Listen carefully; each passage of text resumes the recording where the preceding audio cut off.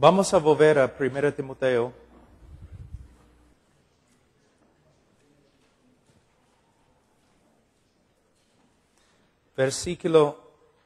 Capítulo 4, versículo 12. Ninguno tenga en poco tu juventud, sino sé ejemplo de los creyentes en palabra, conducta, amor, espíritu, fe y pureza. Entre tanto que voy, ocúpate en la lectura, la exhortación y la enseñanza. No descuides el don que hay en ti, que te fue dado mediante profecía con imposición de las manos del presbiterio. Ocúpate en estas cosas, permanece en ellas, para que tu aprovechamiento sea manifiesto a todos. Ten cuidado de ti mismo y de la doctrina, persiste en ello, pues haciendo esto te salvarás a ti mismo y a los que te oyen. Versículo 11, Pablo está hablando con la autoridad de un apóstol, bajo la inspiración del Espíritu Santo. Estas no son sugerencias al joven Timoteo, sino mandatos. Pablo está enseñándole lo que va a necesitar para ser un buen y fiel ministro de Jehová. Nosotros tenemos que escuchar y aplicar lo mismo a nuestra vida. Él dice que primeramente, versículo 12, que el ministro debe ser ejemplo de los creyentes. No solamente debemos ser un ejemplo a los creyentes, sino las personas deben poder señalarnos diciendo, allí es un creyente. Así es como un cristiano debe ser. Debemos ser un ejemplo en conducta, palabra, conducta, amor, espíritu, fe y pureza. Y dice, entre tanto que voy, ocúpate en la lectura y la exhortación y la enseñanza. En la iglesia de antes, entre los bautistas, siempre ellos no solamente predicaron la palabra de Dios, sino leyeron la palabra de Dios. Ellos leyeron un texto de la Escritura, por lo menos un capítulo, a veces más que un capítulo, 2, 3 capítulos. Por supuesto, los hermanos en ese entonces, muchos de ellos no tenían Biblias, pero es una buena práctica que nosotros podemos usar en el día de hoy. La Biblia debe ser casi el centro del culto. No, por supuesto, no va a reemplazar a Cristo, pero conocemos a Cristo a través de su palabra. Es algo muy, muy bueno tener una lectura bíblica cada servicio, para que los hermanos puedan ver que los líderes en la iglesia ven la importancia de la lectura. Pero no solamente lectura, sino también tenemos aquí exhortación y enseñanza. Los pastores muchas veces quieren exhortar, pero no es suficiente exhortar, hay que enseñar a la vez. Es muy fácil exhortar, es otra cosa enseñar. Por ejemplo, yo les di una ilustración de mi propia vida de un hombre que estaba predicando diciendo, hay que caminar en el Espíritu Santo. Pero cuando yo me acerqué a él preguntando qué significa y cómo podemos hacerlo, se enojó y salió. Era un pastor que de verdad estaba exhortando, pero ni sabía cómo enseñar lo que estaba demandando de los demás hermanos. Él no sabía hacerlo. Voy a darles un ejemplo. Cuando decimos a los hermanos, ustedes deben amar a Dios más. ¿Cómo? ¿Cómo puedo hacerlo? ¿Cómo es que puedo llegar a tener más amor para con Dios? ¿Cómo? Es lo que estamos diciendo a los hermanos en la iglesia, pero tenemos que enseñarles cómo. Bueno, ¿cómo podemos amar a Dios más? Por medio de conocerlo mejor. Por ejemplo, yo tengo 14 años casado. Yo amo a mi esposa más ahora que antes. ¿Por qué? La conozco más. He experimentado más con ella. Yo la amo más porque la conozco más. Aunque sea una mujer imperfecta, todavía yo conozco más de sus virtudes y la amo más. Dios no tiene imperfecciones. Si nosotros como pastores queremos que la congregación ame más a Dios, entonces tenemos que enseñarles más acerca de Dios. Si la congregación no ama a Dios, probablemente es nuestra culpa. ¿Cuándo es la última vez que enseñaste sobre la santidad de Dios, o la justicia de Dios, o el amor de Dios, o la fidelidad de Dios, o la omnipresencia de Dios, omnisciencia de Dios? Dios es el centro de todo, del cristianismo, pero casi nunca enseñamos acerca de Dios. Y la mayoría de los miembros en la iglesia ni podrían escribir media página acerca de un atributo de Dios. Entonces, nos preguntamos, ¿por qué la iglesia no ama a Dios como debe? Porque no conoce a Dios como debe. ¿Y por qué no conoce a Dios como debe? Porque no estamos enseñando a Dios como debemos. ¿Y por qué no estamos enseñando acerca de Dios? Porque hemos reemplazado la teología y la doctrina con los métodos y las estrategias. Y porque para enseñar los atributos de Dios hay que estudiar los atributos de Dios. ¿Ves? Hermano, debes amar a Dios más que ahora. Sí, pastor, pero ¿cómo? ¿Puedes darle una respuesta? ¿Puedes sentarte con Él y explicarle lo que significa amar a Dios y cómo uno puede crecer en su amor para con Dios? Esa es la tarea de un pastor. Entonces, nosotros necesitamos exhortar, pero a la vez enseñar. Dice, no descuides el don que hay en ti.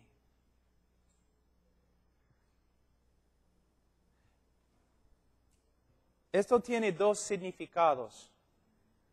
No solamente significa que no debemos dejar de predicar, pero también significa no debemos dejar de afinar, creo que es la palabra, nuestro don. De estudiar para que seamos más efectivos con nuestro don. De nuevo, aquí estamos. Personas dicen, bueno, yo voy a predicar, yo estoy listo, siempre dispuesto a predicar, pero ¿estás dispuesto a estudiar? Todos quieren hablar, todos quieren estar adelante, todos quieren ser el centro del servicio, todos quieren gritar y hacer un montón de cosas. Pero si no vas a estudiar, no debes predicar. Hay un pastor que dice, cuando estás predicando un texto y no sabes lo que significa, en la parte donde no sabes lo que significa, solamente habla con una voz más fuerte. Grita. Haz algo para que la congregación no sepa que no sabes lo que estás diciendo. Pastor, dispuesto a predicar, pero si estás dispuesto a estudiar, estás dispuesto a orar, estás dispuesto a preocuparte por tu carácter, la santidad, la pureza y todo lo demás. No se puede separar el mensaje del mensajero. No se puede. No se puede. Ahora, Dice, ocúpate en estas cosas. Versículo 15, ocúpate en estas cosas, permanece en ellas. En griego dice, ocúpate en estas cosas, en ellas. Algunos traductores han puesto la palabra absolver, que debemos estar absorbidos en el estudio de la palabra de Dios y la doctrina.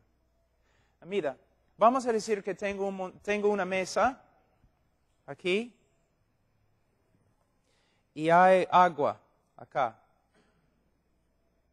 Y con una servilleta, yo pongo la servilleta encima del agua. ¿Qué pasa al agua?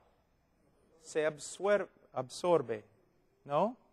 A la vez se desaparece. No puedo verlo nomás. ¿Por qué? Está dentro de la servilleta.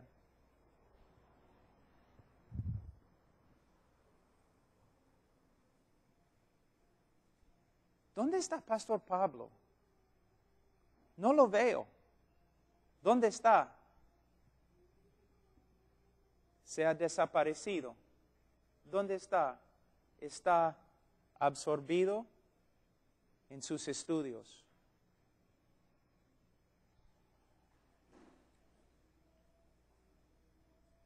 Está ocupado ahí en sus estudios. Es su trabajo. Quizás te ves demasiado. Siempre estás adelante demasiado. Siempre estás corriendo por todos lados demasiado. Todos te pueden ver siempre porque nunca te has escondido con Dios. No estás absorbido en tus estudios, en la oración, a solas con Dios. Pero es exactamente lo que Pablo... Mira, Pablo está diciendo a Timoteo, Timoteo, voy a morir. Primero, Timoteo, voy a morir. Y tiempos peligrosos van a llegar. Y falsos profetas, y herejías, y persecuciones, y un montón de cosas, ataques contra la iglesia van a llegar después de mi muerte. Ahora voy a enseñarte cómo pelear contra estas cosas. Escóndete en tus estudios. ¿Ves? Totalmente diferente que lo que hacemos en el día de hoy.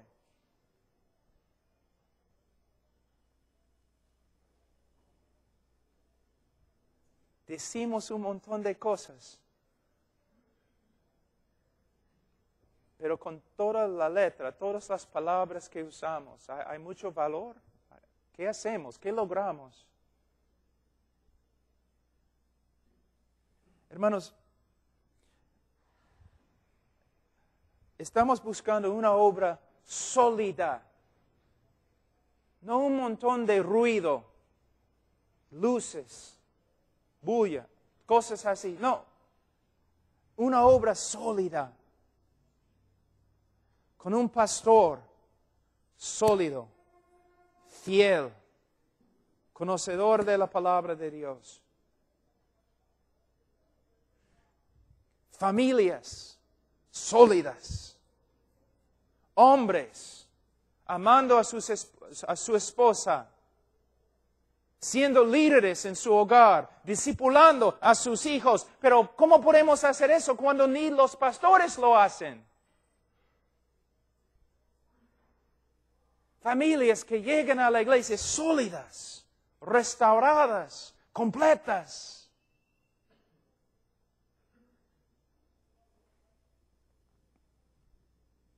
Haciendo lo que el Señor quiere. No plan B, sino plan A.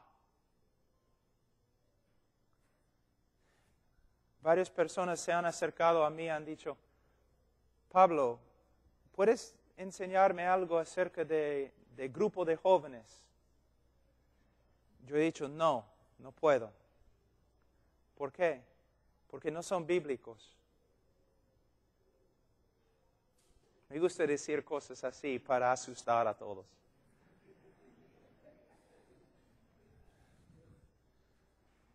¿Dónde dice en las Escrituras que los jóvenes deben estar con los jóvenes? Y un joven debe liderarlos. ¿Dónde dice? No dice. Dice lo opuesto. Que los jóvenes no deben estar con los jóvenes porque llegan a ser juntos más tontos que antes. Dice que los jóvenes deben estar con los hombres y las jovencitas deben estar con las mujeres para que dejen las tonterías de su juventud y sean adultos. Pero nosotros juntamos los jóvenes con los jóvenes y ponemos un joven sobre ellos como líder y simplemente llegan a ser más tontos que antes.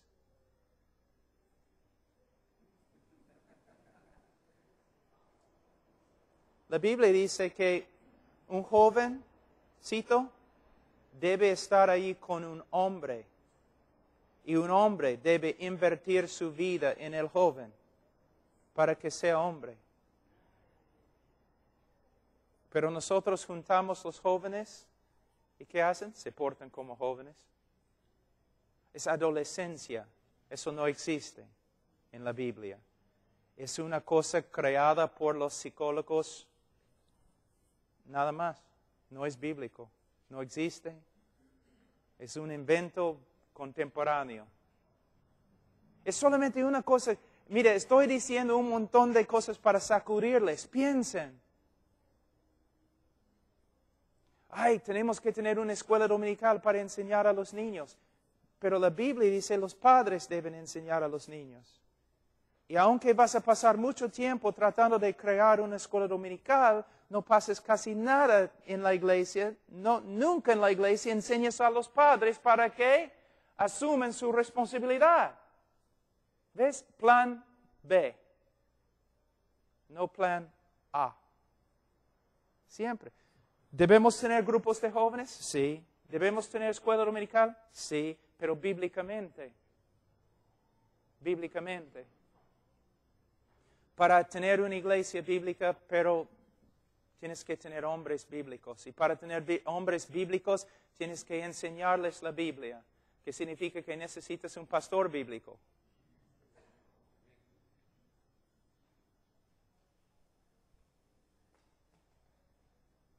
Entonces nosotros tenemos que estudiar, no solamente aceptar. ¿No es increíble que aunque estoy a favor, de verdad, de un grupo de jóvenes, de verdad, no es increíble que aunque no hay tal cosa como grupo de jóvenes en la Biblia, si yo digo que un grupo de jóvenes no es bíblico, todos se asustan. ¿Por qué? Es algo que ustedes han recibido de otros sin estudiar la Escritura para ver, ¿de verdad es necesario? Sí es necesario. No puedes tener una iglesia sin un grupo de jóvenes. Pero, ¿qué dice la Biblia? Los padres deben enseñar a los jóvenes. Y los jóvenes deben estar con sus padres. En nuestra iglesia tenemos un grupo de jóvenes bien grande. Es una iglesia grande. Los padres son el centro del grupo de jóvenes. Y el ministro de jóvenes es el ministro de la familia. Su trabajo no es enseñar a los jóvenes. Su trabajo es enseñar a los padres para que puedan enseñar a sus propios jóvenes. Y cuando los jóvenes se reúnen con sus padres, es un gozo y una alegría. Pueden compartir todo lo que han aprendido en sus propias familias. Pero tú dices, pero Pablo, ¿qué pasa con el joven que viene de la calle y no tiene padre o madre cristiano para enseñarle? Bueno, ¿qué pasa ahora en tu grupo de jóvenes? Él entra y ¿qué dice? ¿Qué ve cuando entra? No ve una familia cristiana. Ve lo mismo como en el mundo. un grupo de jóvenes con jóvenes, haciendo cosas de jóvenes poco más moral, hablando de Jesús, pero no ve nada de una familia bíblica o cristiana. Solamente jóvenes con jóvenes, los padres no existen. Pero, si un joven entra en nuestra iglesia, ¿qué va a ver? Caramba. Este papá, este padre y madre se aman tanto. Y están ahí con sus hijos, se divierten juntos, no hay separación o división entre ellos. Y es una entonces así es una familia cristiana. Así es lo que significa ser un padre. Así es lo que significa ser una madre. Así es como uno respeta a su padre y madre. ¿Ves la diferencia? Tú no puedes hacer eso en un mes ni en un año. Pero poco a poco tienen que empezar a ver que la Biblia dice que el que camina con tontos llega a ser tonto. El que camina con los sabios llega a ser sabios. Un joven, según la Escritura, básicamente es tonto. Juntamos todos los tontos para que se enseñen. Con un joven un poco más mayor que es guapo y carismático, para que él cree un grupo de jóvenes bien grande, y si él se va a otra iglesia, todo el grupo se desaparece. Sí, es muy bíblico. No solamente estamos violando, estamos quebrando todos los mandamientos que el Señor nos ha dado, toda la sabiduría en la Escritura. Nosotros decimos de los católicos, los católicos viven, no su tradición, todo es tradición. No pueden ver la Biblia por causa de la tradición. Médico, sánate. Estamos haciendo lo mismo.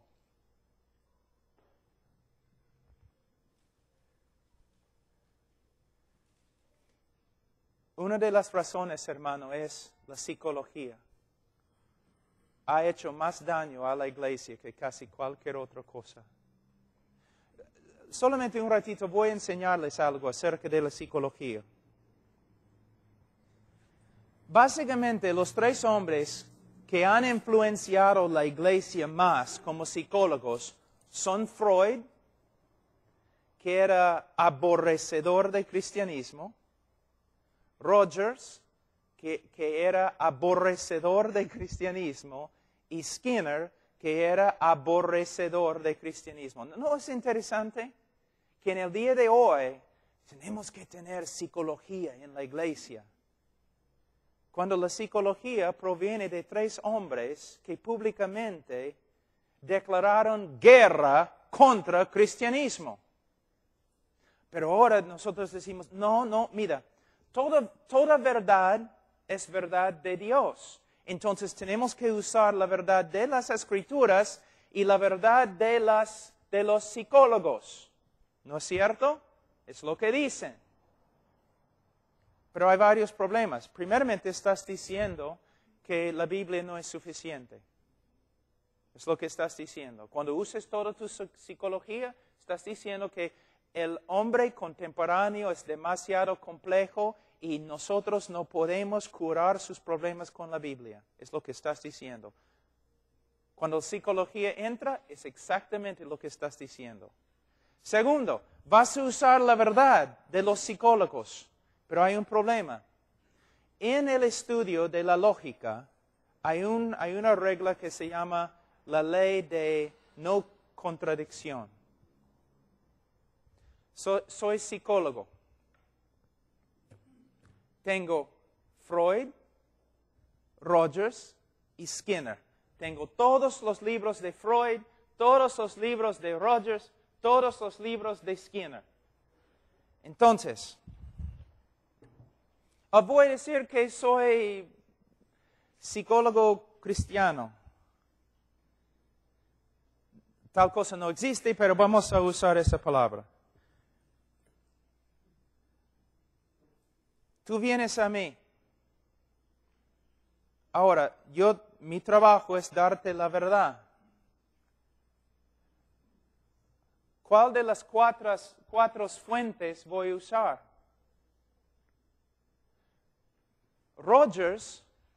Freud dijo que, básicamente la enseñanza de Freud dice que Rogers y Skinner son idiotas.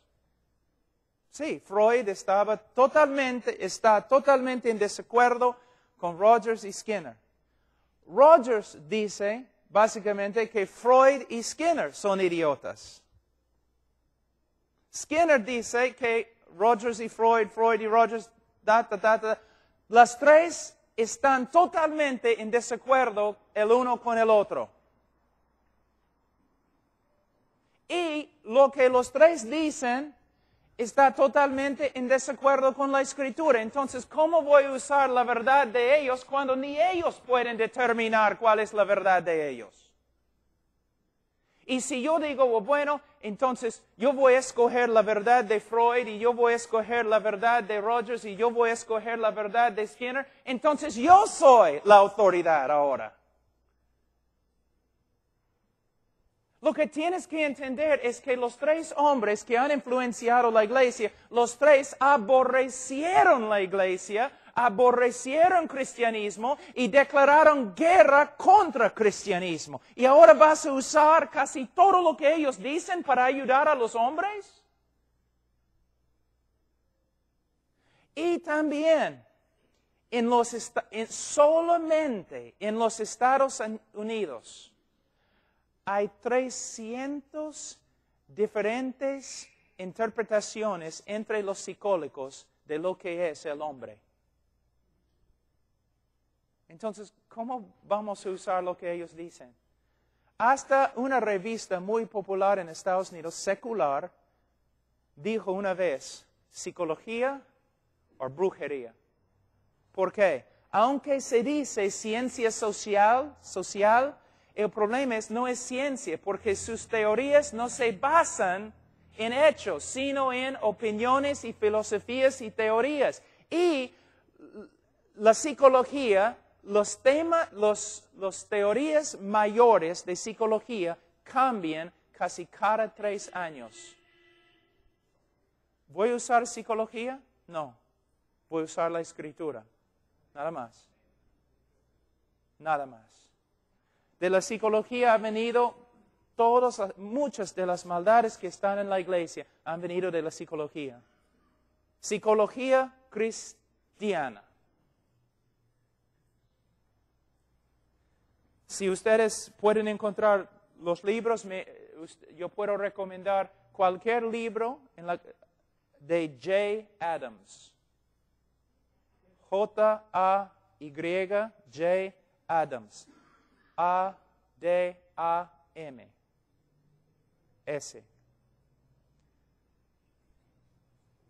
Nosotros tenemos una Biblia y la Biblia es suficiente para curar al hombre que se arrepiente y cree.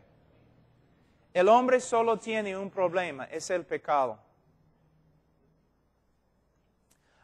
Otro ejemplo que ya hemos usado, mira cómo interpretamos la Biblia a través de la psicología.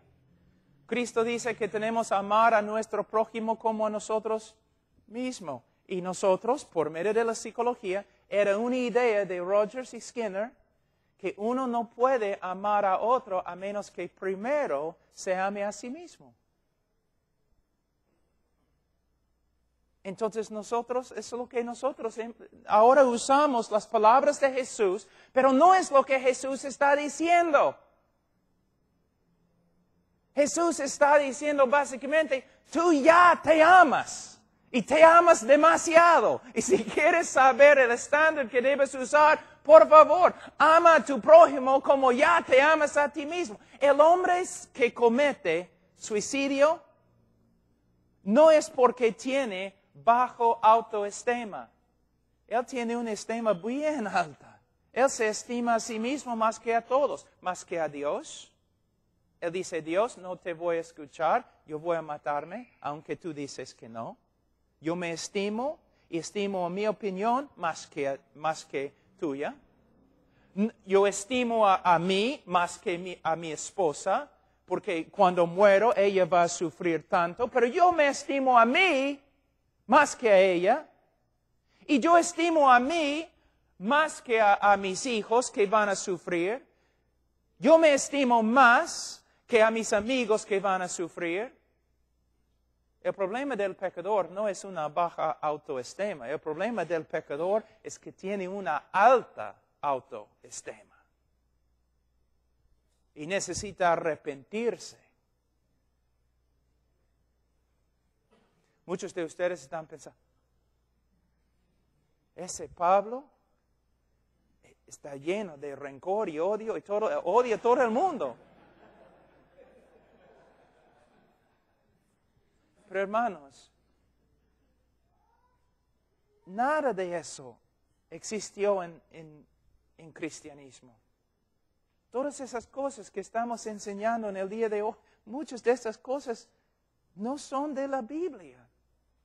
Interpretamos la Biblia a través de nuestra cultura y nuestras ideas mundanas. Voy a darles otro ejemplo. Los jóvenes en la iglesia, un jovencito y una jovencita, tienen 17 años y salen juntos, ¿no? Se llama cita, una cita, salen juntos. De ahí caen en pecado. Y nosotros, ¿pero por qué? ¿Cómo puede ser? ¿Ok? Voy a darles un ejemplo. Vamos a decir que ahora mismo estoy en un departamento, estoy quedándome en un sitio que Martín, cuando llegó aquí, Martín me dio un departamento para quedarme ahí una semana. Entonces el departamento está allí con su cocina y todo. Es un departamento, estoy ahí una semana mientras estoy enseñando a ustedes. Pero como 8 en la noche, Martín decide, voy a visitar a Pablo. Entonces, Martín toca el timbre. Oye, Martín, pasa. Martín entra y estoy ahí a solas con una mujer. Una mujer bien guapa, bonita, amén. ¿Quién dijo amén? Hermano Zacarías. Ay, Señor.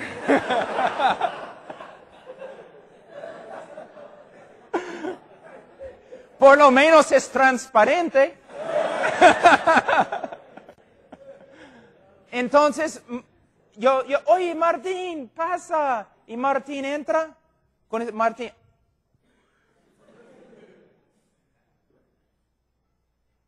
Pablo, ¿qué haces, hermano?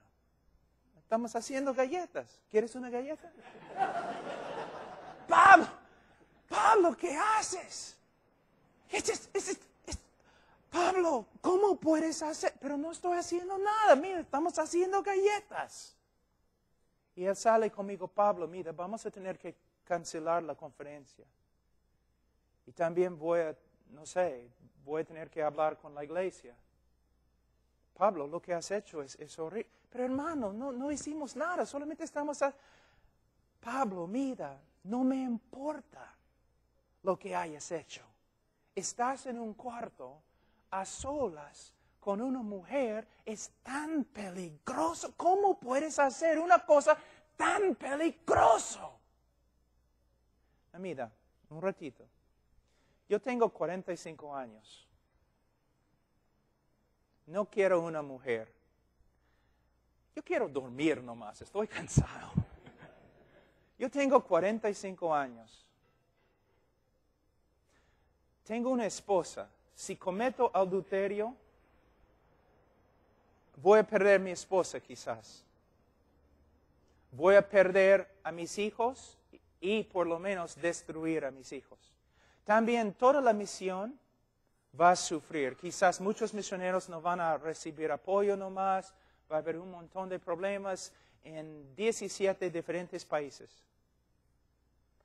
Yo tengo mucho que perder. Entonces, si alguien se va a cuidar, soy yo. Tengo mucho que perder. Tengo más que perder que un joven de 17 años.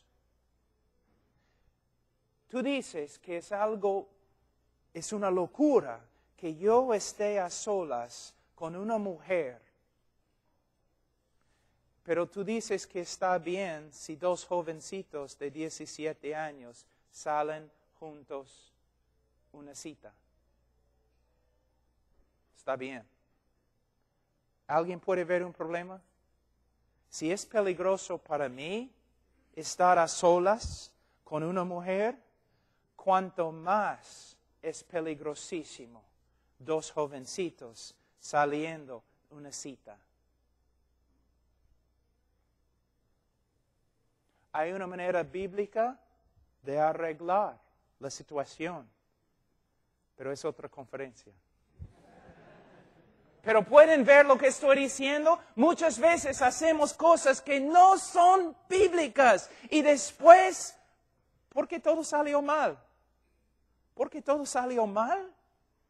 Porque desde las raíces lo que estamos haciendo está mal. Por eso nosotros tenemos que ocuparnos en estas cosas. Dice Pablo a Timoteo, permanece en ellas para que tu aprovechamiento sea manifiesto a todos. Pastor, ¿tu aprovechamiento se manifiesta a todos? ¿Tu congregación puede ver que estás creciendo? ¿Tu congregación puede ver que estás creciendo en la santidad, conformidad a Cristo? ¿Tu congregación puede ver que estás creciendo en tu conocimiento de las Escrituras? De una forma, la congregación el pastor tiene que cuidar a la congregación, pero de otra forma la congregación tiene que cuidar al pastor.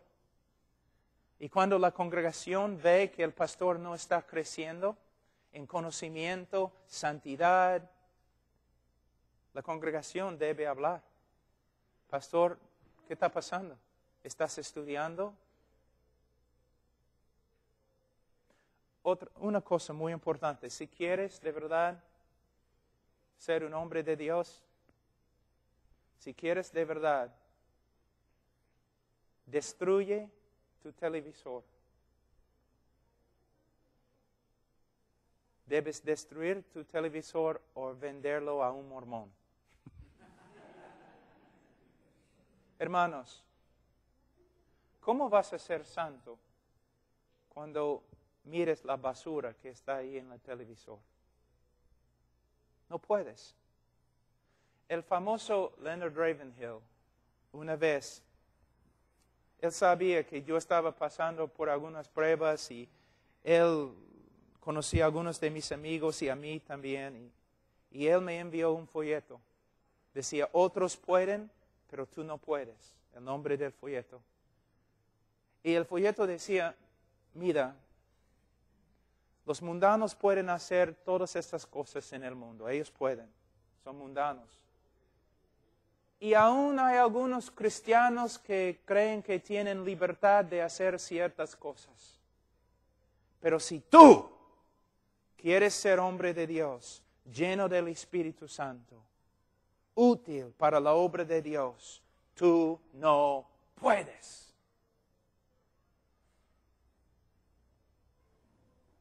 El Señor usa un instrumento santo. Y de verdad, hermanos, no estamos hablando, en el texto no dice que no debemos tener un televisor, pero yo te digo, para un pastor, el televisor es la cosa más peligrosa que existe.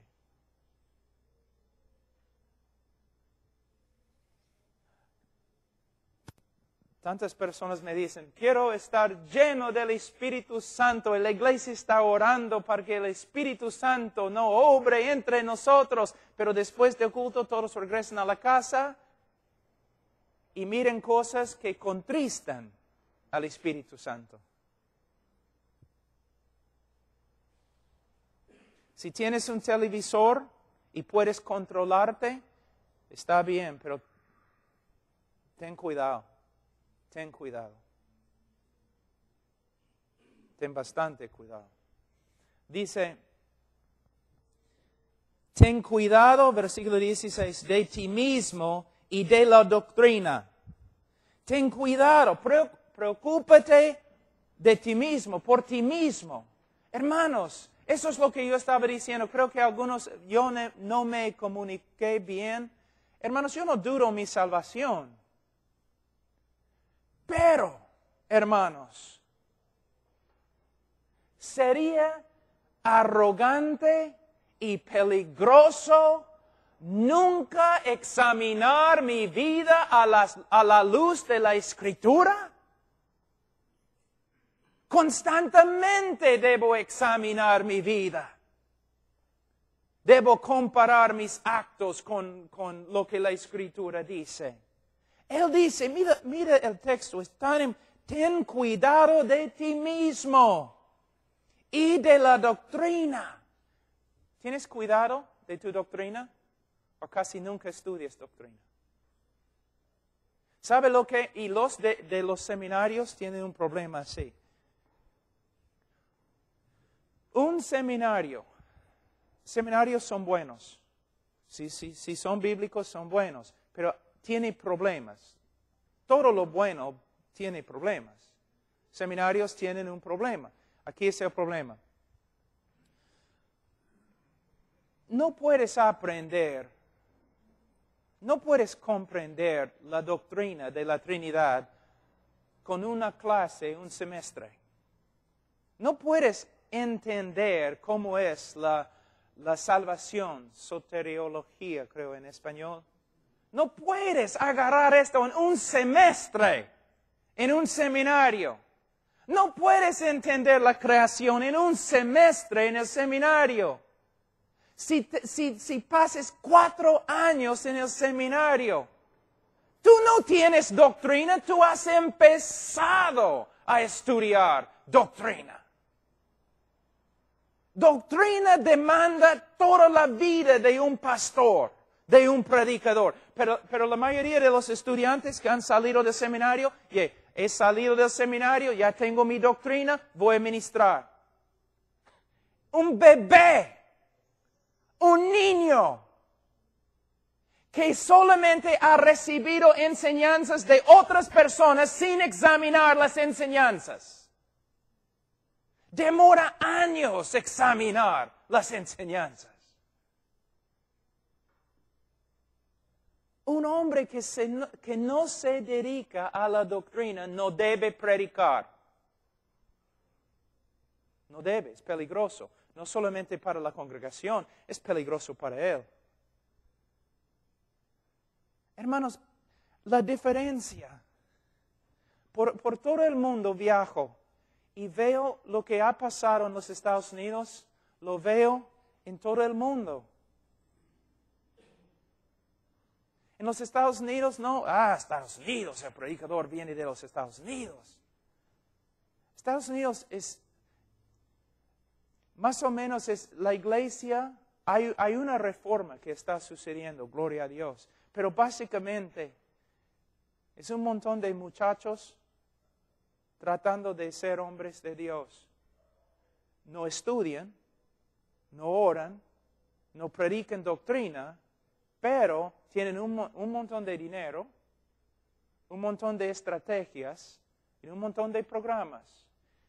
Y ahora, mira, para énfasis pues, la mayoría de ustedes en este momento dicen, mi obra no avanza porque no tengo dinero, ni estrategias, ni programas, como las iglesias grandes y los gringos que vienen de los Estados Unidos. ¿Ves cómo hemos sido influenciados? ¿Ves? Pablo habla de 2 cosas a Timoteo. Carácter, santidad, carácter y doctrina. Carácter, doctrina. Carácter, verdad. Carácter, verdad. Se puede decir carácter, doctrina o integridad, verdad. Esas dos cosas. Pero nosotros pasamos totalmente por alto esas cosas y tratamos de hacer el ministerio conforme a la manera en que hemos aprendido de otros. Fíjense, hermanos, no es verdad. Pablo dice, ten cuidado de ti mismo y de la doctrina. Persiste en ello. No dice después de 4 años en el seminario ya tienes tu doctrina, debes ministrar. No, persiste toda tu vida. ¿En qué? En cuidándote y en cuidando tu doctrina. Creciendo para que todos puedan ver tu crecimiento. Pues haciendo esto, mira, hablando a pastores, pues haciendo esto, te salvarás a ti mismo y a los que te oyeren. Interprete este versículo, por favor. ¿Qué está diciendo? Hay personas que están de acuerdo, hay personas que llegan a ser pastores que ni son creyentes, ¿no es cierto? Es cierto, hermanos, si no lo creen, están con problemas. Hay personas que llegan a ser pastores y ni son creyentes. Puesto que no estudian la doctrina, no tienen cuidado de sí mismo, no están ahí, no saturando su vida en la palabra de Dios, su error nunca se expone y cuando mueren van al infierno. Y también, puesto que no han enseñado la Biblia a su congregación, también muchos en la congregación mueren y van al infierno. Pero si un hombre que llega a ser pastor y no es convertido, si obedece este pasaje y empieza a cuidarse a sí mismo, examinarse a la luz de la Escritura y empieza a estudiar la doctrina, ¿qué va a pasar? Él va a salvarse a sí mismo y a los que le oyen. No es solamente, a veces pensamos, es una cosa de recompensa. No, quizás es una cosa entre el infierno y el cielo. Porque hay pastores que ni son creyentes. Interesante. Mira, los chicos que estoy discipulando ahí en los Estados Unidos, una de las tareas es que tienen que memorizar 1 de Timoteo, todo el libro. Y en memorizar capítulo 4, el Señor empezó a abrir este texto. Mira, cuando estamos enseñando la prédica, a veces una persona dice, bueno, yo voy a predicar de 1 de Timoteo, capítulo 1, voy a predicar todo el libro. Pero ellos empiezan con versículo 1. No han leído todo el libro. Entonces, cuando interpreten versículo 1, no lo hacen en el contexto de todo el libro. Por eso, antes de enseñar un libro a nuestra iglesia, quizás debemos leerlo varias veces y aún memorizarlo. Y por medio de memorizar 1 de Timoteo y pasar por 1 Timoteo, yo empecé a ver algo. En todo 1 Timoteo, 2 Timoteo, Pablo está hablando, ¿no? Preparando a Timoteo porque él va a morir. Pablo va a morir. No solamente él dice a Timoteo, tiempos muy peligrosos se acercan. La iglesia va a ser atacada como no puedes creer. A Timoteo, aquí es lo que tienes que hacer. Tienes que estudiar.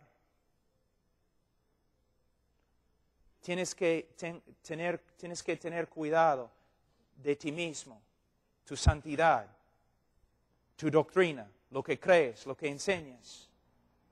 Tienes que darte a la exhortación y enseñanza y lectura de la Escritura. Si haces esto, Timoteo, harás bien, tendrás éxito. Pero nosotros hemos complicado el asunto, ¿no? Hay un montón de cosas que tenemos que hacer. Si yo fuera un pastor aquí, todos probablemente dirían, ese Pablo no hace nada. Porque ¿sabe lo que yo haría? Probablemente desde las 5 de la mañana por ahí hasta las 11, yo estaría en mi estudio. De ahí visitaría a hermanos si es posible, testificaría en la calle, predicaría en la noche. No necesito las otras cosas. Nosotros tenemos una iglesia de más o menos 1,000 personas. Básicamente lo que hacemos es todo, el púlpito es todo. El púlpito es todo. Y de ahí del púlpito, otras clases. Enseñanza, doctrina. Todas las clases son clases de doctrina. Todo. Toda la iglesia, solamente doctrina, doctrina, doctrina. Pero las cosas prácticas, doctrina es práctica. Doctrina es verdad. Lo que los miembros necesitan es la verdad. La verdad, ¿qué es un esposo bíblico? ¿Qué es un hijo bíblico?